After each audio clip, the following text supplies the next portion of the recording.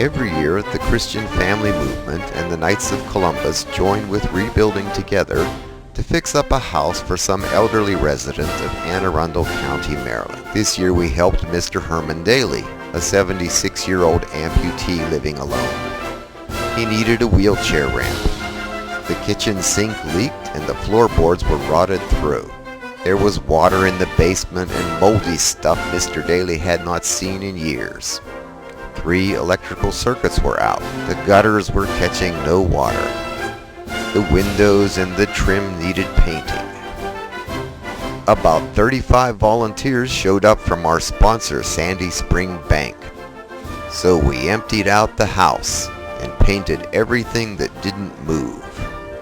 This was a record-breaking crew, 61 volunteers. We spread about 25 gallons of paint inside and outside.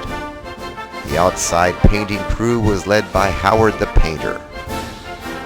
Caitlin spent an hour scraping this window, then climbed down the ladder and collapsed. She had to sit in the shade with Mr. Daly. That's Todd Borsa, the ambassador in red. This man is a professional. Do not try this in your own home. This was the best family we ever worked with. They all showed up. Granddaughters and daughters, nephews, sons and grandsons worked to the end. Hunter Reed donated a truckload of dirt, and the Navy midshipmen spread it around. We finished that ramp and built a new landing. We emptied out that basement and stripped it to the walls, filled 2 dumpsters to overflowing, and had to call for a 3rd dumpster. Dr. Aaron stopped the sparks and got the lights on. Colonel Frenchy led the charge of the sump pump brigade.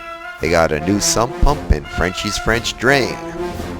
The Knights of Columbus are real tradesmen. They have tools and know how to use them. Steve Thomas took charge of the kitchen, cut out the rotted floor and put in good flooring. This new sink is wheelchair friendly. Drama time, the leak test. Hooray, no leaks! At the end of the day, we gathered for a group photo. Here I am with Todd and Mr. Daly. Fresh paint looks so pretty. Nikki gave us her electric smile. Sitting in the sunset, he said, "You sure know how to make a man happy."